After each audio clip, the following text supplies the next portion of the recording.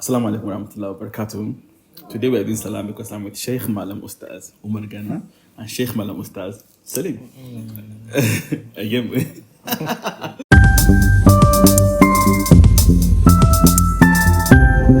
So the program is going to be very simple today. You know we have themed dishes per episode. So today we're doing small chops episode, small chop edition. And before we go any further, we'd like Mr. Sheikh Umar Malam Umar Gana to introduce himself and then we can begin. Assalamu alaikum wa rahmatullahi wa barakatuh. I think the first adjustment I would make is I told Yaseer before starting with recording that I am not a sheikh, I am just Umar. And this book, I'm the supposed author of this book, which is called Inspiration, Your Qur'an Journey Easier Than Ever. As the name entails, it's basically hifz and inspiration mixed together.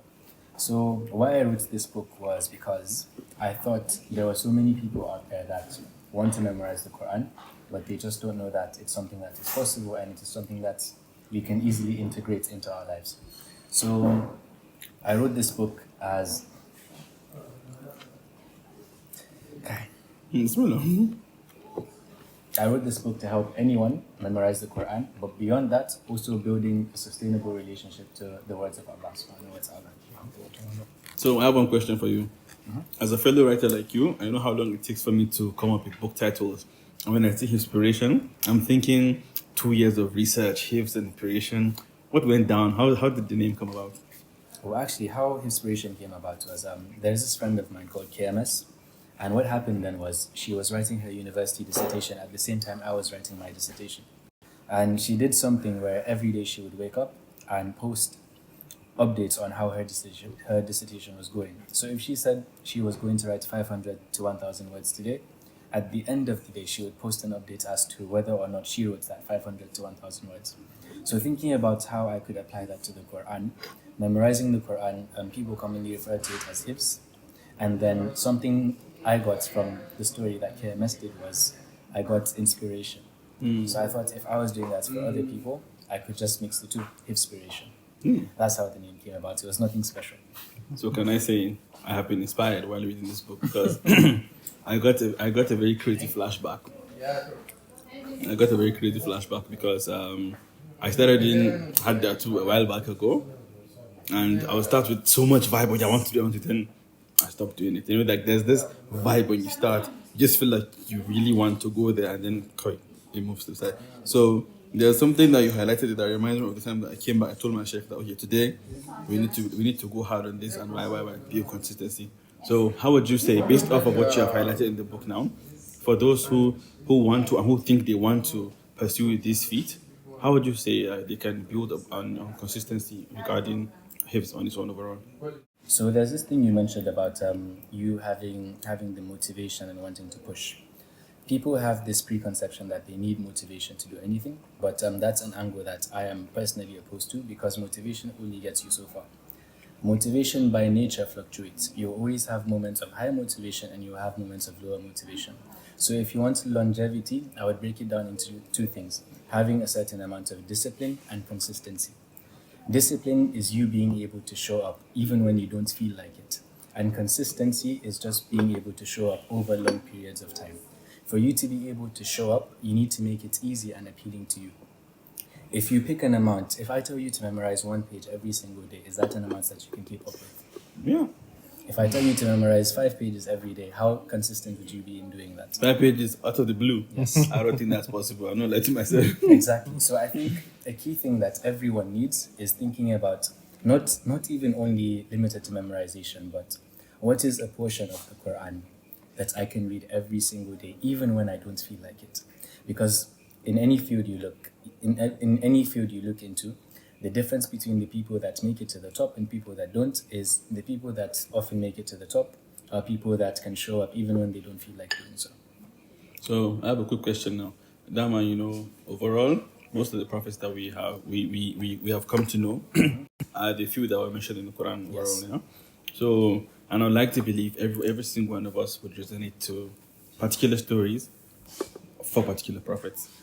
So, personally for me, I would say I lean more towards Prophet Yusuf and Prophet Ayub. Why? Because for my first book, I had a very traumatic experience, and I thought I was going to die. And much later, when I began to listen to a lot of videos on YouTube about his whole journey, his whole struggles, I was like, nothing really has happened to me if this is the case. Like, this is just basic hospital problems that can give you medication and get out in a week. So, yeah, I started giving up on it. And then of course, I read more and learned about it. This is not me actually like physically looking for the ayahs or no, I just pick the stories and absorb what I can from them. Then Yusuf, I have a lot of dreams that have turned to my stories that I've explained to you before. And that one, I've always been curious, like, yo, how can I get this gift to understand these dreams that I'm having? Because I feel like dreams are special to a lot of people.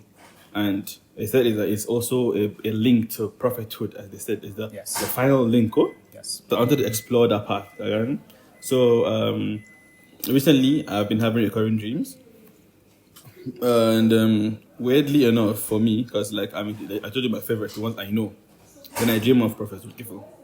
And I know his name, but I didn't really know his story.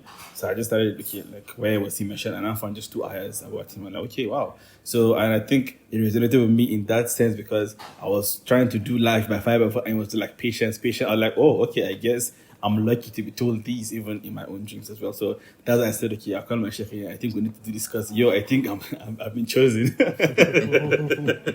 Yeah, so let's hear your own prophets then. My own prophets?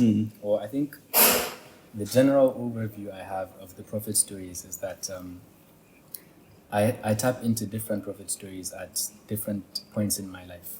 Because I believe these stories of prophets, there's something so beautiful in them in the sense that every prophet has a unique test and he is tested to the extreme. If you look at Prophet Yusuf, he was tested in his family. How many people in the world right now have siblings that have tried to throw them into a well? Same thing with Prophet Yunus. He was in a dark place. How many people in the world right now have been in the belly of a whale? So like all of these prophets were tested in different aspects of life and they were tested to extremes. And the second part of this is these people are the people that are most beloved to Allah. So whenever I encounter myself, whenever I find myself battling something that has to do with my finances, my wealth, my relationships, my health, there are always these people I can look up to and say, this is someone that was tested to a higher degree and he is someone that is more beloved to Allah. And of recent, I've started actually seeing trials and tests as opportunities to connect deeper to Allah. We've all heard that Allah tests his stronger soldiers and those that he loves the most. So like different aspects give you opportunities to tap into different prophet stories. So thank you very much. Madam Sheikh, what do we call you again? I'm going to have a chicken with Salim. I will not confirm or deny if I'm a scholar, a sheikh, or anything. If you give me that credit, I'll take it.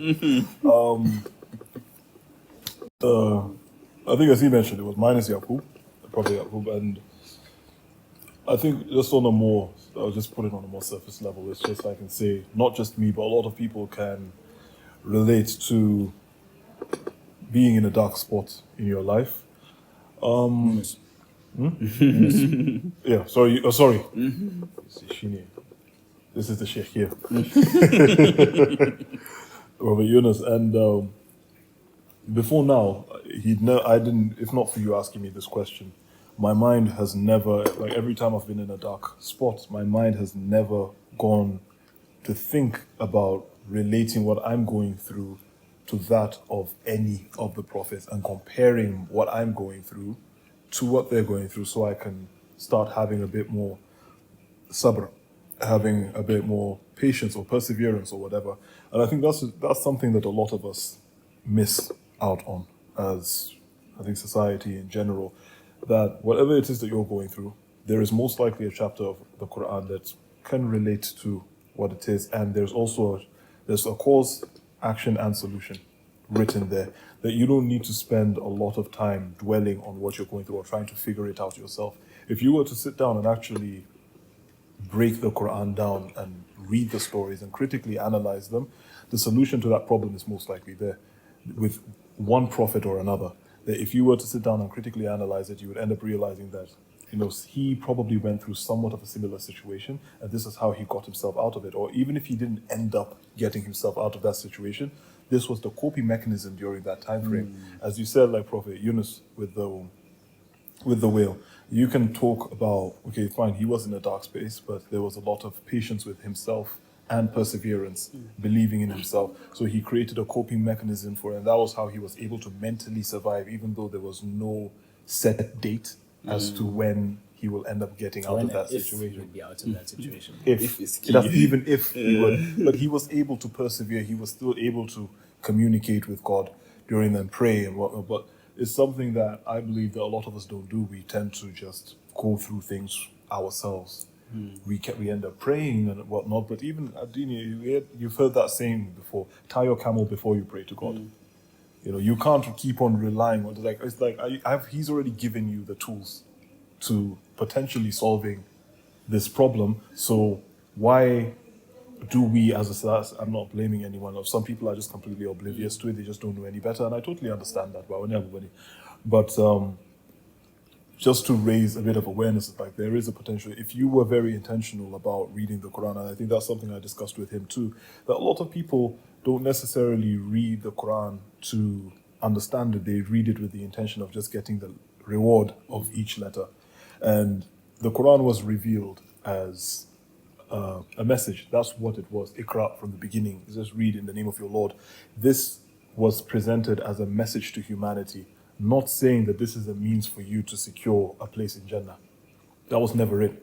You're meant to use everything within the context of each message to secure your space in Jannah, not taking the reward from each letter. You're memorizing it with the wrong intention. You're memorizing, it's a very selfish thing if you really think about it. How can God give you such a rich, a vast amount of knowledge, and you just end up saying, okay, no, I'm not, that's not my, That's not right. no, what I want is that. Thank you for this, but I want this instead.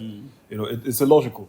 Like the potential solutions to whatever problem, as you said, you could relate to something from the story. He can relate to something. I also can relate to a lot of things. And I think something that you did mention, that it all trickles down to at what point in your life there's something that you might be going through at a certain period in time that you can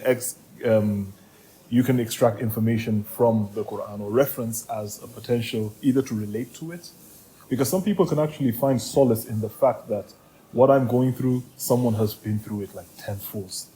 There's a prophet out there that has gone through this on a level that I can't relate to. And in that situation, that's where it's like you should have a bit of saying, you learn to start saying, Alhamdulillah, someone has been through a lot worse. I'm not a victim. If he was able to survive, inshallah, I'll be able to survive too. So I think that's how I see. You see, he's the sheikh. No. Okay, you know what? I'll take it. Sheikh, Salim. I will take it. I'll take it. Okay, thank you so much. So, while we're on the topic of hifz and the deen overall, I think it just shows us the importance of memory as an entity on its own. And I personally have been curious. A lot of people have inspirations for hifz, mostly for salah, so they can actually use it in a more comfortable manner to actually explore their for their memorization pattern, and they want to rehearse or something. Most people rehearse through salah, not just carving out time to go and read. They maybe pick a time of the night where there's nobody listening, just them trying to see if they can recall everything they have done for most of the day. So I began to wonder because since overall everything is like the Quran preaches to ponder and to just think, like it wants you to think always about certain things. And what was the even question I wanted to ask you? I wanted to ask you about about the importance of mindfulness and how it kind of brings you peace of mind and structure in terms of when you structure. Oh, this question is not coming out. It's not. I swear it's not coming out. Okay, I swear it's not coming out. Well, I had it in my head, but I'll ask you still. Let's rewind. We'll still keep this here. The banter is needed. So, I swear to God, it's not coming out. So overall, my question was you see how some people view meditation as just to have peace of mind by listening around and just and resonating within too as well. So I think it's also an amazing thing that you can still use your salah as a form of getting that peace of mind in terms of like how they meditate as well as the like form of that, and still use this knowledge to still kind of work up a memory as a kind of, you know what I mean? Like it's like two engine system. They're killing two birds with one stone. Yeah. So it's always interested you, but I would like to hear your take on it because I know you mentioned some parts about how you were referring to memorization as some sort of gym workout scenario. Yeah, you did. Yeah, I saw it. Yeah, you said I'll take you back to when I said you're putting me on the spot. What do you want me to talk about? No, just to explore that, like just that point in there to highlight the importance and the beauty of the fact that this also kind of helps with, you know, like how you said, like the memorization makes you smarter, makes you more mindful, makes you more perceptive about certain things in life. So yeah, just around Talk about the ripple effects. Yeah. When you said more mindful, I was just going to say more demure. Oh, demure. Okay, I think Sheikh Yaseer. Oh no. Your question has a lot of aspects to it because you speak about cognitive ability, you speak about mindfulness and pondering, and you also spoke about how Salah can help you retain your memorization. So I think I'll start with the gym analogy you asked with. So memorization has many similarities to working out, in the sense that if you think about a workout, I go into the gym, I have a set of exercises I do, and for each exercise, there's a number of repetitions I do. That's the same thing if you think about structuring how you memorize a page in the Qur'an. If a page was a workout, you would go into a page, you have a number of ayahs on each page, and each ayah you repeat a certain number of times. So that's how there's similarity in terms of the action. In terms of maintaining and diet, there's also similarities. When you work out, you do two things. You go to the gym to exercise, and you also have a diet to supplement your workout plan. So if you memorize the Quran, you also memorize new pages, and on top of that, you need to have a revision plan to act as your diet, to maintain all the memorization you had before. So there are very, very interesting similarities between working out and the process of memorizing the Quran. In terms of Salah is a really good way to act as a means to maintain your memorization, because I think if you're able to recite a chapter of the Quran in Salah, that's a really good indicator for you to know that you have memorized it well. That's good. So carry on. No, I'll let you finish before I proceed. Okay, so I like how you're relating the workout into the Quran, but I feel like as for many adults, so if you're trying to use that scenario for a kid that would understand you, what would you do? What scenario would you play for the kid to understand? This is why I need to do hips. This is why. Oh, that diverges from the original question you asked. Okay, carry on. For kids, I believe, as a kid, there's this thing that older people always say. They wished they had memorized the Quran when they were a lot younger. But the truth is, it is very, very hard to explain to a child why it is important to memorize the Quran, because it's just not as important to them. So there's also another interesting dynamic between this. For kids, they have really good cognitive ability, but in terms of their perception, their understanding, and their intention, it is very, very hard to find a kid that has a good amount of these three things.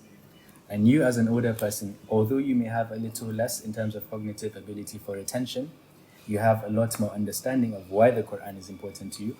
You have better intention for engaging with the Quran, and you're able to understand it a lot better than any kid would. So if you're a kid, lean into the fact that you have excellent cognitive ability, and it's going to be so easy for you. Think of it like if you play video games, it's like having a weapon that can kill any enemy that comes your way. And you have the ability to get that weapon at an early age or at an early stage in the game. You know why I asked about the kids? Because there's this little project that we started with a colleague of mine about it's like cinematic du'as. So you pick unique du'as that are taught to kids. Like the basic Ayatul Kursi is very important, but you find a lot of people don't know how to recite it. Yeah, like simple actually do it before you go to bed. All these small times that act as muraja'ah for you, but you don't realize it. You just I'll just go. I'm tired. I'll sleep. So for that, we've done a scenario for that, and for Bismillah for food. Like we had one where the kid is meant to say Bismillah before he eats, but then eventually the food just he doesn't get full, and the mom is like, what's going on? So finally he says Bismillah, and then whatever thing. Then he's like, I'm full now. So stuff like that. Yeah. And I think that's another way to also get them, because that's all they see. Today kids just want to see cartoons move on TV, and it's very simple to sneak in good and bad information through cartoons, because that's all they. You as an adult, you wouldn't really be looking at what they are watching if you feel safe that they're watching cartoons only, but you don't know what type of cartoon. So I think it's a good approach to move towards. Definitely. So now I'll be curious again. I know I didn't ask you before. Journaling as a whole, I believe not everyone understands the benefits and the beauty of journaling, because you don't value every experience that you have. Even now we're eating chicken and this thing. I think when we read this down tonight, look at it like maybe 3 years later, like, oh damn, that's true. I actually met here and had this. I wonder where these people are. Some memories kind of sleep down below, so you have no power to bring them back up, because you're an adult that's constantly working and adding to your memory bank. So, and I know a lot of times you have highlighted several times, oh, I journal, and I like that. So why would you also encourage us to journal? Because I believe, like, since this is an experience from your own journey, definitely you must have taken so much from your journal to put in here. So you want me to talk about journaling or benefits of journaling? Combine both. You're giving us knowledge, Sheikh Malam Umar. I think journaling is definitely a very, very key life skill for anyone to have. There's this saying, if you want to learn more about the world, you read. If you want to learn more about yourself, you write. So there are so many benefits that come with journaling. Being able to have a growth mindset, a positive mindset, being able to be focused and have clear goals. Those are all things that I personally have acquired through journaling. And even in terms of relating things from the Qur'an into my life, journaling helps me kind of zoom out of situations and have different perceptions. I learned how to balance my emotions or how I feel towards things through journaling. Anytime I feel overwhelmed or stressed, or I just feel like things are not going my way, I just write down everything that is currently worrying me, stressing me out, and then I just replace all the worries I have with positive counterparts. And that's a very, very healthy way for me to balance the emotions I feel towards things that happen to me in my life. In terms of the Quran, if I start writing about situations, subconsciously I start relating it to things I've picked up maybe or have seen in the Quran. Things you've mentioned, like the Prophet stories we were talking about earlier. If I notice, I'm in a dark place, as I write it down, I start thinking, Prophet Yunus was also in a similar situation. And then it's easier for me to relate that to my life. So I would say journaling does so many things for you. And in terms of capturing beautiful moments, I have this journal where I write down things that happen to me on a daily basis. And at the time they may happen, these things may seem so menial. I have this point from a journal of mine where someone just asked me how I was, and I was having a really, really bad day. Years later, I opened that same moment of someone just asking me how I was, and I can remember how happy it made me because of the situation at that particular point in time.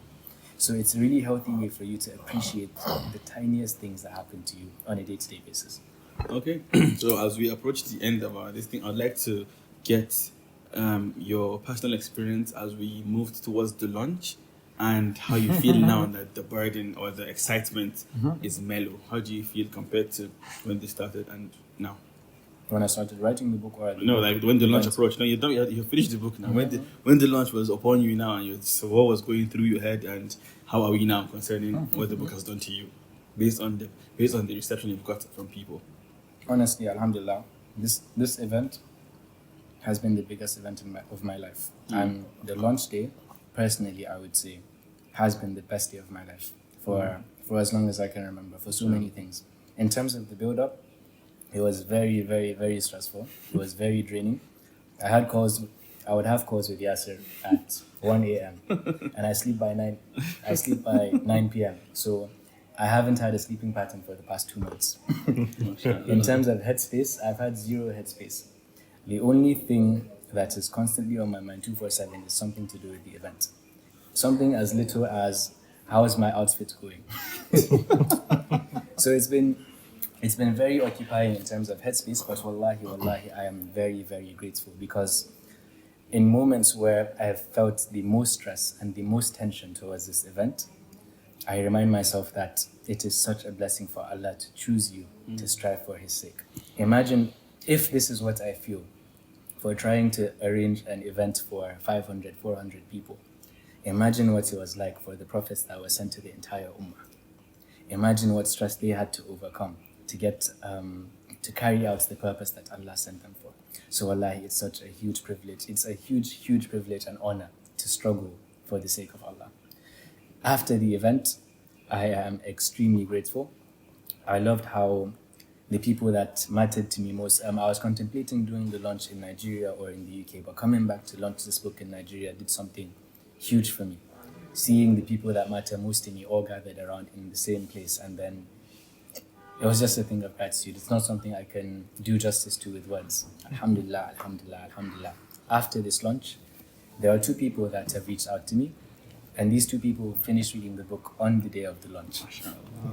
So seeing this piece of work tangibly have a huge impact on the lives of other people, there's nothing more you can ask for you to put something out there, and then it's literally changing the life, potentially, of not just one person, but generations to come. Inshallah. So yeah, we are all very, very proud of you, and we're so happy to also be part of this journey as well. And the questions are disappearing, but it's coming back very soon. These wings are really big. Yes. I was going to ask you. That's why he forgot the questions. Yeah, licensee is important for some things you're dealing with. So now we all know how some authors love the idea of the next step. Everyone always thinks of the next step. So we have Inspiration Part 1. I'm sure you have Part 2, Part 3, Part 4, Part 5, Part 6, Part 7, Part 8, Part 9, Part 10. So how are we on you thinking ahead? Because I know that once you stay away from the book for some time now, which is advisable for everyone that has worked on this, so that you can actually see the outside world for some moments, then go back in again. Yeah. So what's there for you now in the writing world in the future for you? I think I already have a really good idea of exactly where I see myself going in terms of writing. Inshallah. So the next book I plan on writing, inshallah, is not actually a book on the Qur'an, but it's a book that I want to be more life generic. But in terms of the Qur'an, so the sequel for Inspiration, the way I'm approaching my life right now is a case of value input and value output. So at this point in my life, the value I'm able to give out is on helping people memorize the Qur'an, because that's the stage that I've gone through. Alhamdulillah, I've been able to go through university in the UK while memorizing the Qur'an. So I feel like it's value that I can and should have a responsibility to give out. Inshallah, within the next 5 to 10 years, I will have gone a lot further in terms of tafsir and my understanding of the Qur'an. So by that point in my life, inshallah, I'll be thinking, how can I help people learn how to engage and apply the Qur'an to their lives? So that's how I see it. At every point in my life, it would be a case of what do I have at this point, and what would be the best way to give that out to people. Okay, so I liked your response about the tafsir bit, because I feel like it's also an interesting journey to take. So correct me if I'm wrong. I was listening to something recently, and there's an Imam Shafi, right? And they said he had gotten a guest of some sort, and I don't get the full gist. Maybe you can highlight upon it. It was around memorization and the guest himself. So you can highlight upon that. I feel like Sheikh, you would know better than me. No, but you get what I'm getting at, huh? Yeah, Sheikh, you know better than me. Yeah, so we all know better than you guys there, I guess, at this point. So I wish we had more knowledge on that. It was very interesting. I just don't want to communicate anything wrong, no false information. But it was pretty interesting, because it was really talking about how one of the parties memorized it, I think, before the day or something. It just shows you like the impact of memory even at that time, because they didn't have this to save document. They didn't have this, so your only tool was your brain. Actually, you could only save everything you had was to be here. You move to the next city to relate and get more people to learn it and keep moving again. So it just shows you the power of memory when there's no technology. Yeah. So alhamdulillah, we have chowed with Yaseer. And thank you, Sheikh Ustaz Malam Salim and Sheikh Ustaz Malam Umar Gana for chowing with me tonight. A pleasure. Now we can turn the camera off and eat properly. Like, when you're naked, you didn't Yes. know, like, you're not immediately, mun kashe camera, didn't Haba. you? Alhamdulillah.